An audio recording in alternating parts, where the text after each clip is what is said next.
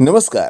नालायक सरकारने स्वतःच्या सख्या बहिणीला ठार मारण्याचा जो काही प्लॅन रचलेला असतो त्यात ती आता सक्सेस झालेली असते.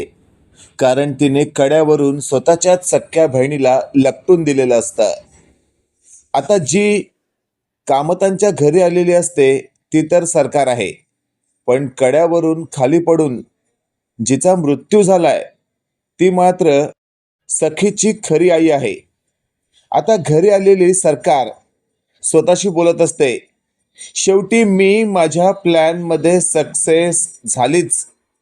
फक्त इथून पुढे आता मला माझ्या डोळ्यांना जपायला हवं. मला माझे डोळे कोणाच्याही नजरेस पडता कामा नये. लेन्स वापरते कोणालाही कळता कामा नये. आता मला सखीशी अगदी त्याचप्रमाणे वागावं लागणार आहे जशी ती माझी ताई वागत होती. अगदी सौम्य, सोज्वळ, प्रेमाने आणि एकदम अलगत, अशी एकदम गरीब गायसारखी. मला जर हळूहळू या कामतांच्या साम्राज्यावर राज्य करायचं असेल तर मला तसं वागावंच लागणार आहे. इकडे आपण पाहतोय ज्या इन्स्पेक्टरने ही न्यूज दिलेली असते तो भालेराव इन्स्पेक्टर म्हणत असतो की सरकारचा दरीत पडून अपघाती मृत्यू झाला आहे. ही बातमी आता फायनली कान्हाला जेव्हा कळते त्यावेळेला कान्हा स्वतःशी बोलत असतो, या सरकारचा दरीत पडून अपघाती मृत्यू झालाय. आता तर मला त्या इन्स्पेक्टरला भेटायलाच हवं. त्याच्याकडनंच मला या माहितीचं पूर्ण आलेख कळणार आहे. आणि मग सरकार त्या भालेराव इन्स्पेक्टरला भेटायला अमुक ठिकाणी गेलेला असतो. आणि मग कानाच्या तपासात असं निष्पन्न झालेलं असतं की हा भगवान भालेराव नावाचा कोणी इन्स्पेक्टरच मुळात नाहीये. मग अशा नावाचा व्यक्तीच कोणी जर अस्तित्वात नाहीये, मग सरकारची न्यूज नक्की बाहेर कशी आली? मला या सगळ्या गोष्टीचा थांगपत्ता लावावाच लागणार आहे. आणि मग आता कान्हा पोलिसांच्या मदतीने त्या दरीत पडलेल्या ठिकाणाचा शोध घेत असतो. तिथे आता पोलिसांची एक तुकडी कान्हाच्या मदतीने तपास घेत असते. त्याच वेळेला सखीचा फोन कान्हाला आलेला असतो. सखी म्हणत असते, कान्हा आहेस कुणीकडे तू? कधीपासून मी तुझी वाट पाहते आणि मला असं एकटीला ठेवून तू कुठं फिरतोयस? त्यावेळेला कान्हा म्हणत असतो, बेबी सरकार मी आता महत्त्वाच्या कामात आहे, प्लीज नंतर बोलू का?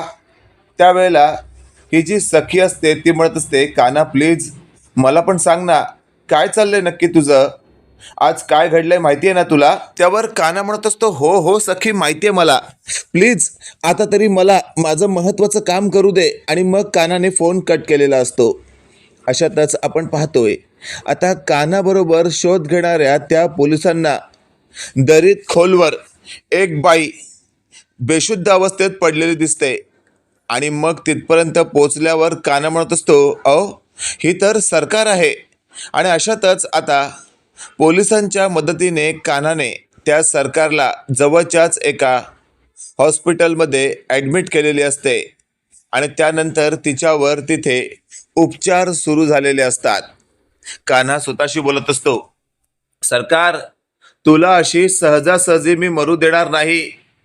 माझ्या वडिलांच्या मृत्यूचा बदला घेतल्याशिवाय तू डोळे मिटू शकत नाहीस. असं तसं कान्हा स्वतःशी बोलत असतो. त्याच वेळेला कान्हाला त्याच्या आजीचा फोन आलेला असतो. कान्हा फोन रिसीव करतो. कान्हाची आजी म्हणत असते, कान्हा कुठे आहेस तू? त्यावेळेला कान्हा म्हणत असतो, हॉस्पिटलमध्ये. कान्हाची आजी म्हणत असते, हॉस्पिटलमध्ये? कोणासाठी? काय झालंय? त्यावर कान्हा म्हणत असतो, आजी आजी मी ठीक आहे, मला काहीच नाही झालंय. त्यावर आजी म्हणत असते, बरं मला सांग ते सरकार प्रकरण नक्की काय आहे? सरकार दरीत पडून मेल्याचं वृत्त खरं आहे का? त्यावेळेला कान्हा म्हणत असतो, आजी तू जे ऐकलंस ना तोपर्यंत खरं होतं, पण त्यानंतर या सरकारचा मी शोध घेतला आणि ती मला दरीत खोलवर बेशुद्ध अवस्थेत सापडली. त्यावर कान्हाची आजी म्हणत असते, अच्छा आलं माझ्या लक्षात, म्हणजे त्याच सरकारला तू हॉस्पिटलमध्ये ॲडमिट केलंयस तर, आणि तू तिथेच थांबला आहेस. त्यावर कान्हा म्हणत असतो, हो ना आजी, या सरकारला सहजासहजी मी मरू देणार नाही. बाबांच्या हत्येचा बदला घेतल्याशिवाय ही डोळे कशी मिटेल. हे वाक्य ऐकल्यावर आता कानाची आजी म्हणत असते, बरं केलंस तू. मलाही तिला माझ्या डोळ्यांनी मरताना पाहायचंय, तो बदला पूर्ण करताना पाहायचाय. हे सगळं ऐकल्यावर मात्र काना म्हणत असतो, ठीक आहे आजी, मी आता तुझ्याशी नंतर बोलतो, आधी मला डॉक्टरांशी बोलावं लागेल. अशातच आपण पाहतोय आता कान्हा डॉक्टरांच्या केबिनमध्ये जातो आणि डॉक्टरांशी बोलत असतो. डॉक्टर म्हणत असतात, मी त्यांच्यावर योग्य ते उपचार केलेत, पुढच्या 1-1.5 तासामध्ये त्यांना शुद्ध यायला हवी.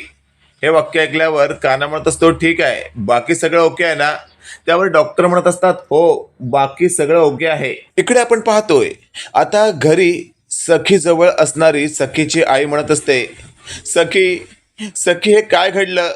सखी, माझी सख्खी बहीण आज माझ्यासमोर दरीत कोसळली, पण मी तिला वाचवू शकले नाही.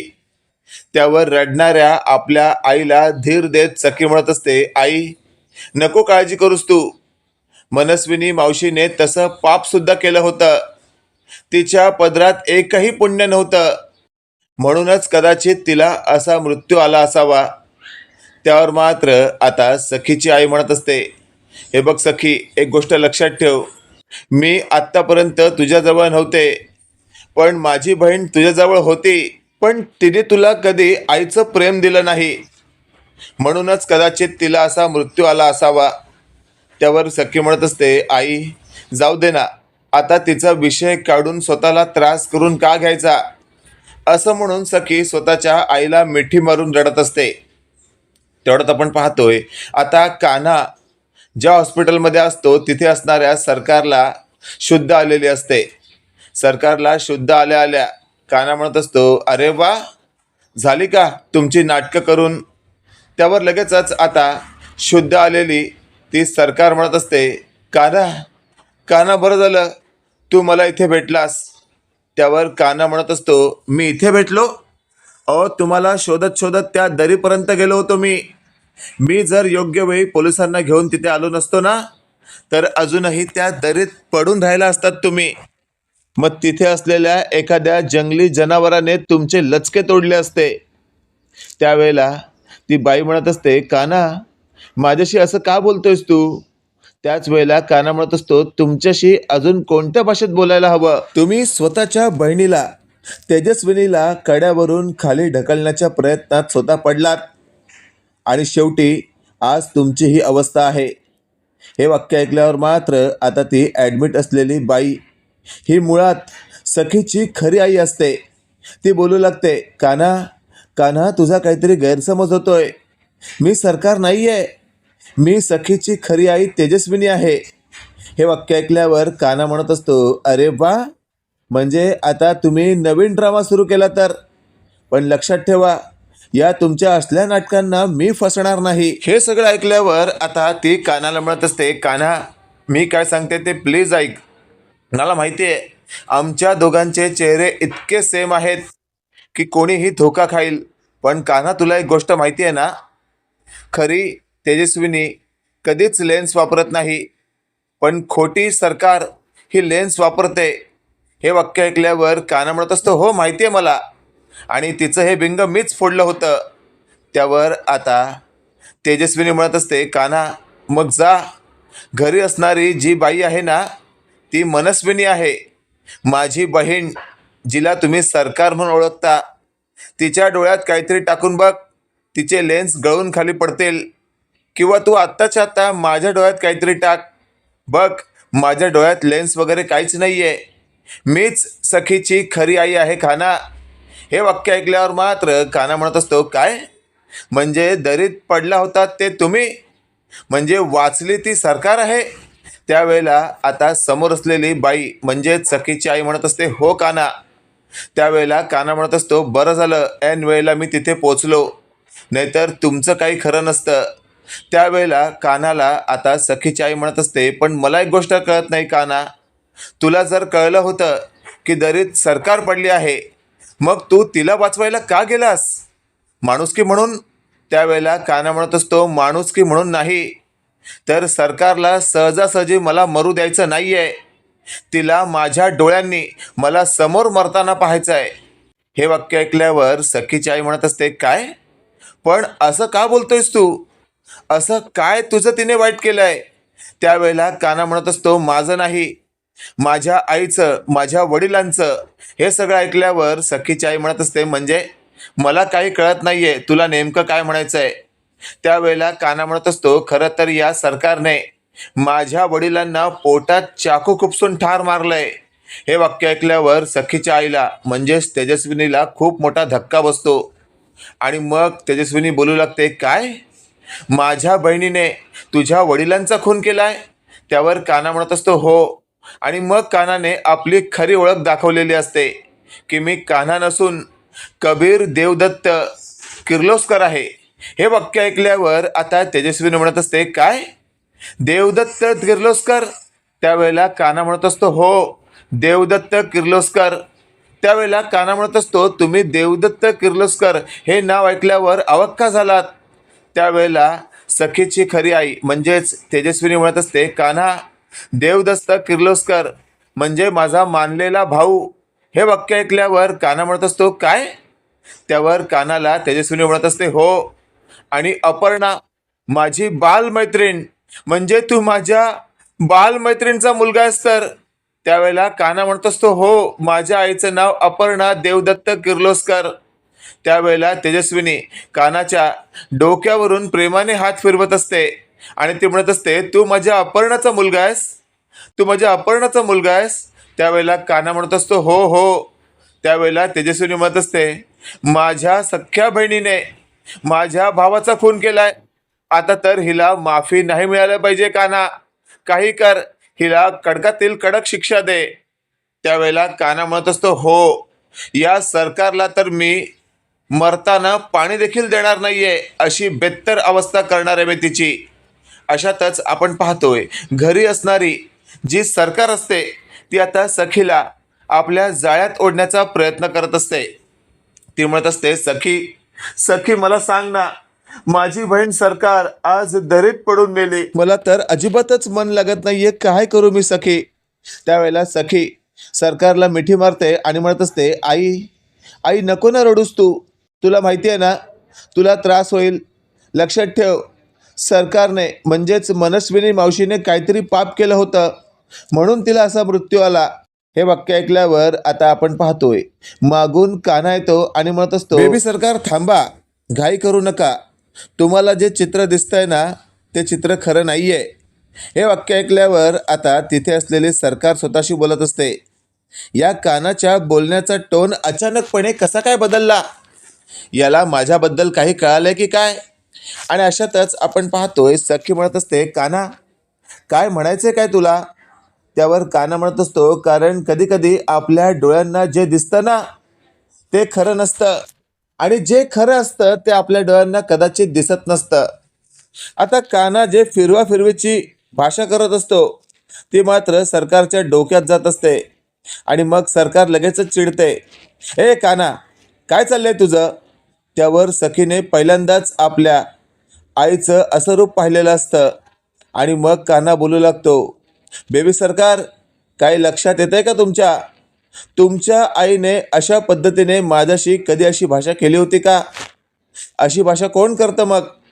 त्यावर सखी म्हणत असते, सरकार. त्यावर कान्हा म्हणत असतो, मग तुमच्या काही लक्षात आलं? तुमच्या बाजूला जी बाई उभी आहे ना, ती तुमची आई तेजस्विनी नाही, तर ही तुमची मावशी मनस्विनी म्हणजे सरकार आहे. हे वाक्य ऐकल्यावर आता सखी म्हणत असते, काय? त्यावर कान्हा म्हणत असतो, हो. अशातच आपण पाहतोय आता ही जी सरकार आहे ती सौम्य भाषेत बोलू लागते. कान्हा, कान्हा, असं का बोलतोयस तू? कान्हा, तू मला ओळखलं नाहीस का? मी तेजस्विनी, सखीची आई. आज तर त्या कड्यावरून खाली पडून जी मेली ती माझी बहीण मनस्विनी म्हणजे सरकार. त्यावेळेला कान्हा म्हणत असतो, खरं तर मला तुम्हाला एक गुड न्यूज द्यायची आहे. त्यावर सखी म्हणत असते, गुड न्यूज? त्यावर लगेचच आता कान्हा म्हणत असतो, हो, गुड न्यूज. पण कदाचित ही गुड न्यूज सखी तुला आवडेल, पण तुझ्या या समोर असलेल्या आईला आवडणार नाही. हे वाक्य ऐकल्यावर आता सखी म्हणत असते, काय? त्यावर लगेचच कान्हा म्हणत असतो, तुझ्या या आईचं काय म्हणणं आहे की जी पडून मेली ती सरकार ना? मग ती मेली नाहीये, मी तिला वाचवलंय, तिला हॉस्पिटलमधून डिस्चार्ज सुद्धा मिळून आणले तिला इथे. हे वाक्य ऐकल्यावर समोर असलेली सरकार खूपच घाबरते. ते म्हणत असते, काय सरकार वाचलीये, मनस्विनी वाचलीये? त्यावर काना म्हणत असतो, गप्पा बस खोटारडी, सरकार नाही वाचली आहे, तर तेजस्विनी मॅडम वाचल्यात. सरकार तर तू आहेस, सखीच्या बाजूला उभी, सखीला उल्लू बनवण्याचा प्रयत्न करतेस काय? त्यावर सखी म्हणत असते, काना कशावरून ही सरकार आहे? त्यावर लगेचच आपण पाहतोय सरकारने आपल्या हातात असलेलं पाण्याचं ग्लास सरकारच्या थोबाडावर फेकलेलं असतं आणि मग तिचे लेन्स गळून पडतात. आता गळून पडलेले लेन्स खाली पडताच सखी ते पाहते आणि लगेचच बोलू लागते, बाप रे, म्हणजे ही जी बाई आहे ही सरकार आहे? त्यावर काना म्हणत असतो, हो ना, आणि ही बघा, ही जी आहे ना माझ्या पाठीमागून जी येत आहे ती तुमची खरी आई तेजस्विनी. लगेचच आपल्या आईला पाहताच सखी धावत जाऊन मिठी मारते आणि म्हणत असते, आई, आई कशी आहेस तू? त्यावर लगेचच आता सखीची खरी आई म्हणजेच तेजस्विनी धावत येऊन सखीला मिठी मारते आणि म्हणते, मी बरी आहे. सखी म्हणत असते, आई खरंच तुला काही झालेलं नाहीये ना? त्यावर तेजस्विनी म्हणत असते, नाही बाळा, मला काहीच झालेलं नाहीये. त्यावर लगेचच आपण पाहतोय ही जी मनस्विनी असते म्हणजे सरकार, ती लगेचच बाजूला असलेला फ्लॉवर पॉट उचलते आणि फेकून मारते कानाला. कानाच्या कपाळाला जाऊन तो फ्लॉवर पॉट लागतो. कानाच्या कपाळातून रक्त येत असतं. रक्त आलेलं पाहून आता सखीला राग अनावर होतो आणि लगेचच सखीने आता सरकारला जोराची सानपाट कानपाट दिलेली असते. सरकार चाट पडते. ती बोलत असते, ए सखी, तुझी एवढी हिंमत, तू माझ्यावर हात उचललास? त्यावर सखी म्हणत असते, माझ्या नवऱ्याला मारण्याचा प्रयत्न केलास ना तू, आता तुझं काही खरं नाही. आणि मग सखीने तोच फ्लॉवर पॉट उचलत या सरकारच्या कपाळावर जोरात मारलेला असतो. फ्लॉवर पॉट लागताच सरकार खाली कोसळते आणि म्हणत असते, सखी, सखी, तू हे चांगलं नाही केलंस. त्यावेळेला तेजस्विनी बोलत असते, सखी, नको मारूस तिला, तिला पोलिसांच्या ताब्यात दे, आपण मारणं योग्य नाहीये. त्यावर काना उठतो आणि सरकारला फरफटत घराबाहेर टाकण्याच्या तयारीत असतो. पण तिथेच आधी गौतमने पोलिसांना बोलवलेलं असतं आणि मग पोलिसांनी या सरकारला ताब्यात घेतलेलं असतं. सरकारच्या हातात बेड्या पडलेल्या असतात. गौतम म्हणत असतो, पुन्हा एकदा आज हरलीस तू, आणि पुन्हा जर या घराच्या आसपास दिसलीस ना तर तुझे डोकं बिकं फोडून तुला आजूबाजूच्या बाजूत फेकून टाकू. सरकार मात्र खूप रागात असते. मित्रांनो, काय वाटतंय तुम्हाला, येत्या काळामध्ये या सरकारचं पुन्हा उद्रेक होईल का? आणि सरकार पुन्हा काही नवीन कांड करण्याच्या तयारीत असेल का? कमेंट करून नक्की कळवा आणि असेच नवनवीन अपडेट पाहण्यासाठी व्हिडिओला लाईक आणि चॅनलला नक्की सबस्क्राईब करा. धन्यवाद.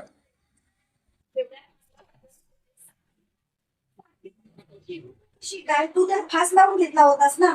तेव्हा लगेच सात्विका बोलते, हो, मी फास लावून घेतलाच होता, पण देवाच्या